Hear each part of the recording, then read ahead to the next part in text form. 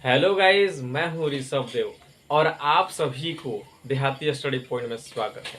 दोस्तों, आज हम लोग वायु प्रदूषण के बारे में देखेंगे कि वायु प्रदूषण क्या है और वायु प्रदूषण के क्या कारण है। तो चलिए दोस्त, वीडियो क्या करते हैं, शुरू करते हैं। लेकिन वीडियो को शुरू करने से पहले आप लोगों से रिक्वेस्ट है कि वीडियो को शुरू से लेकर अंत तक देखिएगा और वीडियो पसंद आए तो अपने दोस्तों के पास क्या कीजिएगा, शेयर कीजिएगा और चैनल को सब्सक्राइब जरूर कर लीजिएगा। तो चलिए दोस्त, वीडियो क्या करते हैं, शुरू करते हैं। तो आज का टॉपिक क्या है दोस्तों, वायु प्रदूषण। क्या है? वायु प्रदूषण है नहीं। तो देखिए, वायु प्रदूषण को हम लोग देखने से पहले आप लोगों को एक बार और बता दें कि प्रदूषण क्या है। अगर आप लोगों ने अभी तक प्रदूषण वाले वीडियो को नहीं देखे हैं तो प्ले लिस्ट में आप लोगों को मिल जाएगा, जाके क्या कर लीजिएगा, वॉच कर लीजिएगा, देख लीजिएगा, या हम क्या करेंगे, डिस्क्रिप्शन बॉक्स में डाल देंगे। चलिए आगे बढ़ते हैं। तो वायु प्रदूषण को हम लोग देखने से पहले हम लोग देख ले कि ये प्रदूषण क्या है। तो देखिए, पर्यावरण के भौतिक, रासायनिक या जैविक गुणों में होने वाले अनचाहे परिवर्तन जिससे जिससे प्राणी समुदाय को क्या हो, हानि पहुंचती हो, तो उसी परिवर्तन को हम लोग क्या कहते हैं, प्रदूषण कहते हैं। अब यहाँ पे बताया जा रहा है कि पर्यावरण बोले नहीं, तो पर्यावरण देखिए, पर्यावरण हम लोग किसको कहेंगे।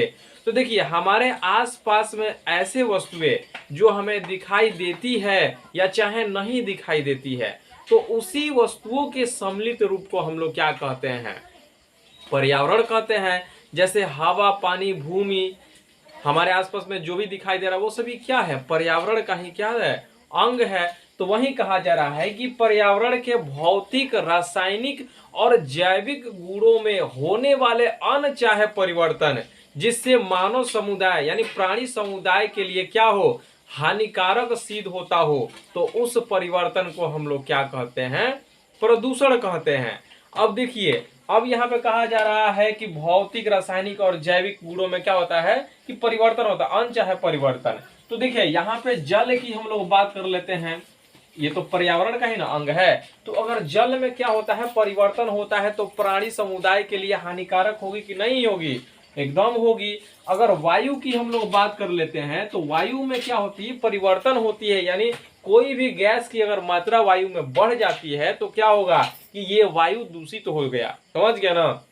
इतना जानिए कि हवा में बहुत सारे गैस मिले हुए हैं और ये जो गैस जो है ना, किसी भी गैस जो है ना की मात्रा घटेगी या बढ़ेगी तो समझ लीजिएगा क्या कि वायु प्रदूषण हो चुकी है। चलिए आगे बढ़ते हैं। इतना क्लियर हुआ। तो आज का टॉपिक क्या है हम लोग का, वायु प्रदूषण है नहीं। हम लोग का टॉपिक क्या है दोस्तों, वायु प्रदूषण है। तो सबसे पहले हम लोग जान लेते हैं कि वायु प्रदूषण क्या है। वायु प्रदूषण क्या है? तो देखिए, जब स्वच्छ हवा में क्या दोस्तों, जब स्वच्छ हवा में मानवीय कारण या प्रकृति के कारण, मानवीय कारण या प्रकृति के कारण अवांछनीय परिवर्तन होती है। अवांछनीय क्या होती है दोस्तों, परिवर्तन होती है, तो उसी परिवर्तन को हम लोग क्या कहते हैं, वायु प्रदूषण कहते हैं। एक बार आप लोगों को और बता दे कि जब हवा में, समझ गया ना, चाहे वह मानवीय कारण हो या चाहे प्राकृतिक कारण हो, जब स्वच्छ हवा में मानवीय कारण या प्राकृतिक कारण के द्वारा अवांछनीय परिवर्तन होती है, तो उस परिवर्तन को हम लोग क्या कहते हैं, वायु प्रदूषण कहते हैं।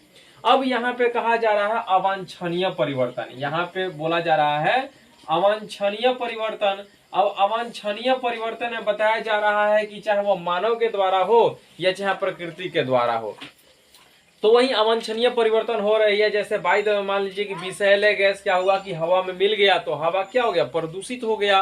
विषैले गैस क्या हुआ कि हवा में मिल गया तो क्या हो गया दोस्तों, हवा क्या हो गया, प्रदूषित हो गया। उसी को कहेंगे वायु प्रदूषण।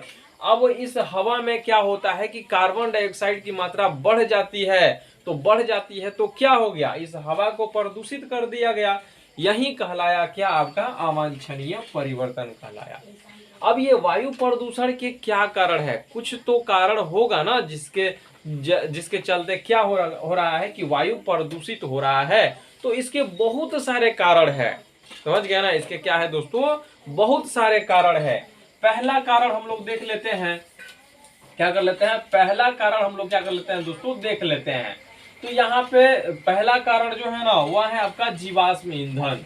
क्या है दोस्तों? जीवाश्म ईंधन। अब इसमें कन्फ्यूजन नहीं होना है कि सर ये जीवाश्म ईंधन क्या है, जीवाश्म ईंधन क्या है। तो देखिए जीवों से बने हुए ईंधन को हम लोग क्या कहते हैं? जीवाश्म ईंधन कहते हैं। यानी कहने का मतलब हो गया कि जो जीव क्या हो गया कि इस पृथ्वी के अंदर समा गए, समझ गए ना, तो इसी जीव के माध्यम से एक नया ईंधन का रूप लिया, समझ गए ना, ये जीव क्या हुआ? एक नया ईंधन के रूप में लिया, उसी को हम लोग कहते हैं जीवाश्म ईंधन। एग्जाम्पल के तौर पे हम लोग देख लेते हैं, कोयला हो गया, पेट्रोलियम हो गया, ये सभी क्या है? जीवाश्म ईंधन है।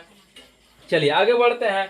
तो देखिए जीवाश्म ईंधन को जलाने से जो है ना, जीवाश्म ईंधन को जलाने से बहुत से विषैले गैस निकलते हैं जो प्राणी समुदाय के लिए क्या होती है? हानिकारक होती है। प्राणी समुदाय के लिए क्या होती है दोस्तों? हानिकारक होती है। देखिए जब जीवाश्म ईंधन को जब जलाया जाता है ना, तो उसमें दो खतरनाक गैसें निकलती है।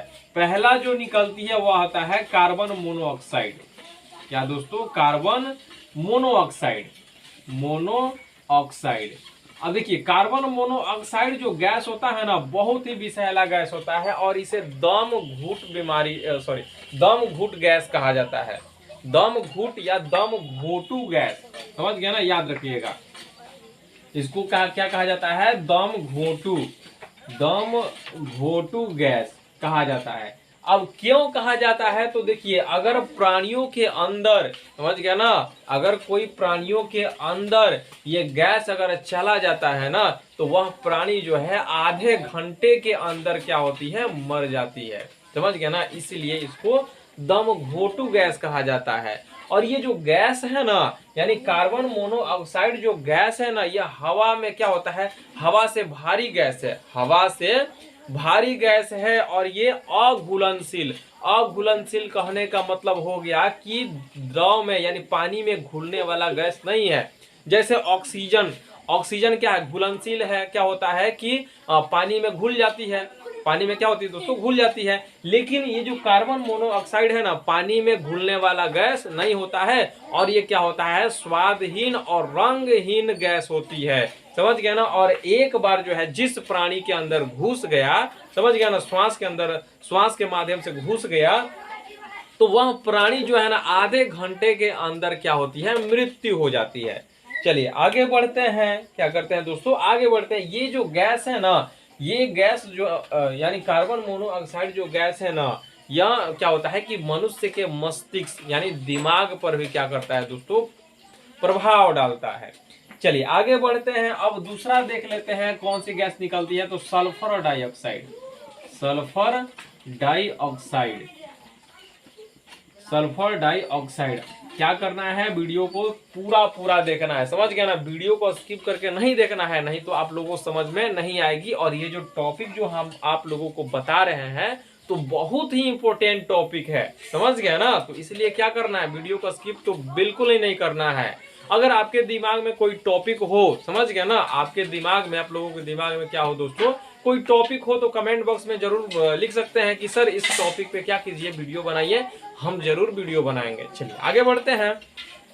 अब देखिए ये जो सल्फर डाइऑक्साइड जो होता है ना, ये भी बहुत ही हानिकारक गैस है, समझ गया ना। इसके बाद जो है ना दूसरा का स्थान इसका आता है, क्योंकि ये जो है ना आंखों पर बहुत बड़ा प्रभाव डालता है। आंखें लाल लाल हो जाती है, दर्द करने लगती है। इसके अलावा श्वास में भी क्या होता है? श्वास से संबंधित यानी श्वास से संबंधित बहुत सारे प्रॉब्लम भी उत्पन्न कर देती है। जैसे अस्थमा एक बीमारी होता है, तो किसके कारण होता है? तो सल्फर डाइऑक्साइड के कारण क्या होता है? अस्थमा बीमारी होती है। और अस्थमा जो बीमारी होती है ना, श्वास से रिलेटेड होती है। तो वही हो गया, श्वास से रिलेटेड क्या होती है कि बीमारियां उत्पन्न कर देती है। अगर हमारे वायुमंडल में सल्फर डाइऑक्साइड की मात्रा क्या होती है? बढ़ जाती है। सल्फर डाइऑक्साइड की मात्रा क्या होती है दोस्तों? बढ़ जाती है, तो अम्लीय वर्षा हो जाती है। अम्लीय वर्षा कहने का मतलब हो गया कि तेजाब, जानते हैं ना, तेजाब देखे हैं ना, तो तेजाब जो है हमारे शरीर के किसी भी भाग में पड़ता है तो क्या कर देती है, जला देती है। समझ गया ना। या कहीं भी जगह में वो अगर तेजाब गिर जाएगी तो उस क्षेत्र को क्या कर देती है, जला देती है। समझ गया ना। कोई भी वस्तु में गिरेगी तो वह वस्तु क्या होना है, बर्बाद होना ही होना है। तो वही है कि वायुमंडल में यदि सल्फर डाइऑक्साइड की मात्रा क्या होती है दोस्तों, बढ़ जाती है तो क्या होती है, अम्लीय वर्षा होने लगती है और एकदम तहस नहस कर देती है। चलिए, इतना क्लियर हुआ, इतना क्लियर हुआ कि नहीं, कमेंट बॉक्स में बताइएगा। दूसरा आपका कारण आता है यातायात के साधन। दूसरा कारण क्या आता है दोस्तों, यातायात के साधन। यातायात के साधन, यातायात के साधन, यातायात के साधन हो गया। अब ये यातायात के जो साधन है ना, बहुत सारे होते हैं, है कि नहीं है। जैसे मोटर गाड़ी, बस, जीप, ट्रेन, ये सभी क्या है, यातायात के क्या है दोस्तों, साधन है। जब ये चलती है तो इसके माध्यम से धुआं निकलती है, तो ये धुआं कहाँ जाती है, हवा में मिलती है। क्या मिलती है, कहाँ मिलती है दोस्तों, हवा मिलती है, जिसके कारण क्या होता है, हवा को प्रदूषित कर देती है। जब मोटर वाहन जब चलती है ना, यातायात के जब साधन चलती है ना, तो इससे जो निकलने वाली जो धुआं है ना, इससे जो निकलने वाली धुआं है वह जो है ना, क्या करती है, ग्रीन हाउस जो गैसें होती है ना, ग्रीन हाउस गैसों को क्या करती है, प्रभावित करती है। यानी कहने का मतलब हो गया कि जब ये गैस जब क्या होती है कि धुआं निकलती है ना, तो कार्बन डाइऑक्साइड को क्या करती है, बहुत ज्यादा मात्रा में प्रभावित कर देती है। और कार्बन डाइऑक्साइड की मात्रा जो है ना, इस पृथ्वी पर बढ़ जाती है। और जब बढ़ जाती है तो क्या होती है कि वायुमंडल को गर्म कर देती है, और साथ ही साथ पृथ्वी के धरातल को भी क्या होती है कि गर्म कर देती है। जब क्या होगा, कार्बन डाइऑक्साइड की मात्रा बढ़ जाएगी, ग्रीन हाउस गैस क्या हो जाएगी, प्रभावित हो जाएगी, तो हमारा जो है ना, जलवायु संबंधित जो भी समस्या है ना, वो उत्पन्न हो जाएगी। जैसे समय पे बारिश नहीं होना, सुखाड़ की स्थिति हो गया, समझ गए ना। तो बहुत सारे प्रॉब्लम क्या हो सकती है, उत्पन्न हो सकती है। चलिए आगे बढ़ते हैं। तीसरा आता है आपका कृषि गतिविधि। तीसरा क्या आता है दोस्तों, कृषि गतिविधि। अब ये कृषि गतिविधि क्या है, इसको भी हम लोग देख लेते हैं। अब देखिए, कृषि गतिविधि में हम क्या करते हैं कि बहुत सारे रसायनों का प्रयोग करते हैं, करते कि नहीं करते हैं, बहुत सारे रसायनों का प्रयोग करते हैं। तो जरा गौर कीजिएगा, जब हम रसायनों का प्रयोग करते हैं तो उसमें से जो निकलने वाली जो गंध जो होती है, बहुत ही विषैला होती है कि नहीं होती है, कमेंट बॉक्स में जरूर बताइएगा। बहुत ही विषैले गैस होती है, और ये गैस क्या करती है कि हमारे पर्यावरण को और ज्यादा मात्रा में क्या कर देती है, दूषित कर देती है। यानी कहने का मतलब हो गया कि हवा में मिलकर हमारे आसपास के पर्यावरण को क्या करती है, गंदा कर देती है। और हमारे आसपास के पर्यावरण को गंदा कर देती है तो हम उस पर्यावरण के अंडर में आते हैं, तो हमें कई तरह की क्या कर देती है, बीमारियों से ग्रसित कर देती है। चलिए आगे बढ़ते हैं। उसके बाद आता है फैक्ट्री कल कारखाने आते हैं। फैक्ट्री कल कारखाने आते हैं, तो फैक्ट्री कल कारखाने जब चलती है तो उसमें बहुत ज्यादा मात्रा में क्या निकलती है दोस्तों, धुआं निकलती है। तो ये धुआं क्या होती है कि वायुमंडल में मिलकर हमारे वायुमंडल को ही क्या कर देती है, प्रदूषित कर देती है। तो होप गाइस आप लोगों को इतना तक क्लियर हुआ होगा। और क्या कीजिए, आप लोग इसका स्क्रीनशॉट ले लीजिए और कमेंट बॉक्स में जरूर बताइएगा कि अगला टॉपिक जो है ना, आप लोग क्या कीजिए, अपने दिमाग में सोच लीजिए कि सर ये टॉपिक पे हमें पढ़ना है, तो हम उस टॉपिक पे क्या करेंगे, वीडियो बना देंगे। तो होप गाइस आप लोगों को ये टॉपिक क्लियर हुई होगी।